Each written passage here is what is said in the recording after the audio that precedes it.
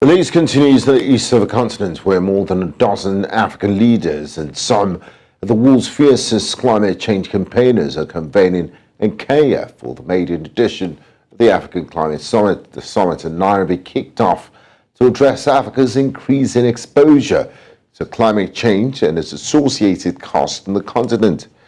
Driving green growth and climate finance solutions for Africa and the world is a theme for the 5-day event being organized by the Kenyan government and the African Union. According to the United Nations, Africa accounts for only 2 to 3% of the world's carbon emissions, but has been the continent most affected by global warming. Now, joining me tonight at NC Continental Prime to discuss this issue is climate activist, hub leader of 10 billion strong Tanzania, Simon Kimaro. Well, warm welcome to you, Simon, and thanks for joining us in the news. Thank you so much. Now, Simon, can you tell us about the events leading up to the maiden Africa Climate Summit? What has the deliberations been so far on there and the resolutions that have been reached? Actually, today was the first day of the climate summit, and there were a lot of people. And one of the notable events which I noticed today early in the morning was a climate march, whereby it brought together more than 1,000 climate activists marching towards the roads, giving out some youth are demanding climate justice, especially just transition, and as striking to tell global leaders to hand in stopping fossil fuel products. So other event which took place today was the opening ceremony, whereby different leaders across Africa provided keynote messages during the summit. And so far, we are planning that in the coming days we will participate in different events which we will take place during this. Now, Simon, as we've established, Africa is one of the least polluters and contributors to greenhouse gases, but we do feel the effect of climate change. We do have the adverse effects of climate change on the continent. What are the implications of climate change in Africa, and how is Africa doing in terms of global warming?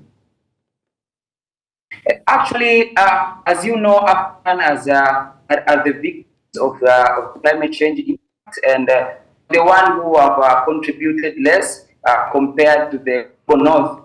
After this rise the debate during climate summit by one key message which was provided by the President of Republic of Kenya, William Ruto, said that as climate are the victim of the climate change impacts, but we can part being the solution.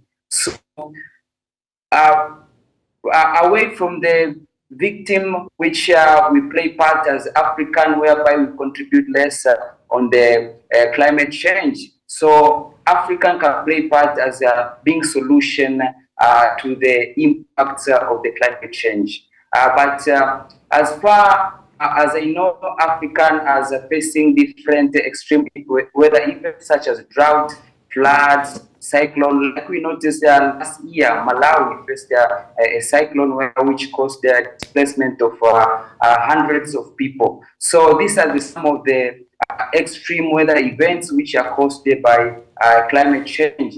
So this summit, we expect that at the end of the summit, we will come up with the Nairobi Declaration, which shows the position of Africa as a nation. And some of the climate activists during the summit strike and say that currently Africa does not need individual heroes. We need collective heroes. When we stand as Africa as one, we can win these challenges which we are facing right now. Now, Simon Kamara, looking at renewable energy and dealing with the effect of greenhouse gases and climate change. Some say some countries in Africa have the potential to be front runners when it comes to renewable energy.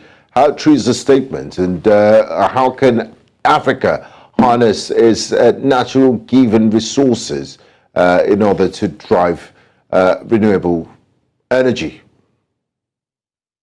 Okay, thank you. As we know that Africa is rich of different minerals, as where these minerals, some of them are used there to make batteries, where these are the one of the renewable energies. One of the some of the messages or which raised the debate during the summit that minerals are being mined here in Africa, but actually being sent Europe or different parts of the world so that can be used to make batteries, which we then buy them so that we can use them in different places. So as Africa, we need that these minerals, rather than sending them Europe or different parts of the world so that they can use to make these batteries, we need that these minerals to be used within